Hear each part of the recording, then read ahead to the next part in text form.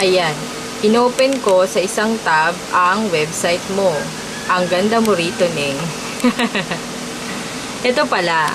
Since itong si Race Orchids ang title mo, ito si description mo ngayon, di ba? Marunong ka na pala maglagay ng description eh. Si welcome na lang pala ang problema mo, ibig sabihin. Si welcome, hindi mo na siya ilalagay as post. Hindi ka mag-new post ng welcome. So, tatanggalin mo na to rito, ha? Ika-copy mo to. Tapos, ganito sasample lang kita. Andito ako sa layout mo. Diba? Ito ngayon wait. Galing ako sa website mo, customize. Papupunta ako dito. Ito si welcome, diba? Ika-copy ko tong welcome mo. Hi, I'm Ray and everything. Yan. Kinapi ko siya, ha? Tapos, ilalagay ko siya dito sa welcome message mo.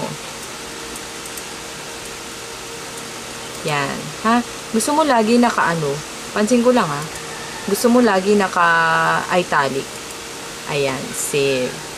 Tapos, magka-copy rin ako ng isang blog post mo. Para magmukha namang may laman yung ginagawa ko. Like, ano bang pwede ko i-copy? Ito.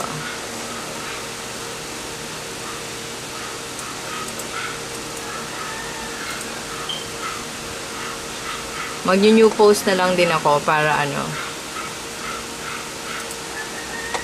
para naman may saysay naman ako. Para maganda rin yung vlog na example ko, di ba?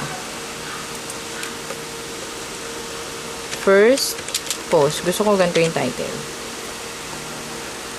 Publish. Okay. View vlog. Ayan. Nakita mo si welcome nasa taas.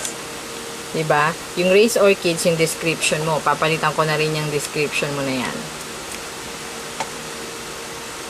Settings, layout, description. Ito to. Nagawa mo na pala siya kasi nakapaglagay ka na ng description. Kagayahin ko na lang siya. Ay, mali. Wait. There.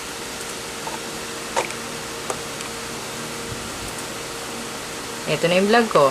Race Orchids. Tapos, ito na ngayon yung description mo. Tapos, ito na ngayon si welcome. Ngayon, I suggest, hindi naman sa, ang ganda ng picture mo dito, Ning. Pero, wag mo naman i-capture yung buong page. Diba? Tanggalin mo yung picture mo dyan. Dun tayo sa mas simple. Ngayon, si picture mo, pwede nating ibawi yan. Lagay natin dito sa gilid. Ha? Tanggalin mo yung picture mo dyan. Ha? Maganda ka.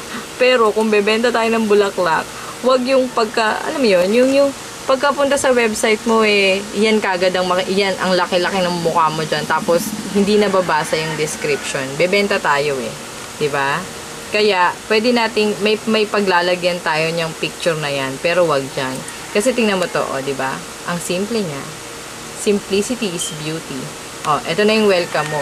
Kada post mo, since yung welcome tab mo, nandyan na, kada magpo-post ka, nandyan na lagi ang welcome mo. Nandito, itong pag magpo-post ka, dito na siya babagsak. Dito sa may kulay. Si welcome mo, forever na yun nandyan.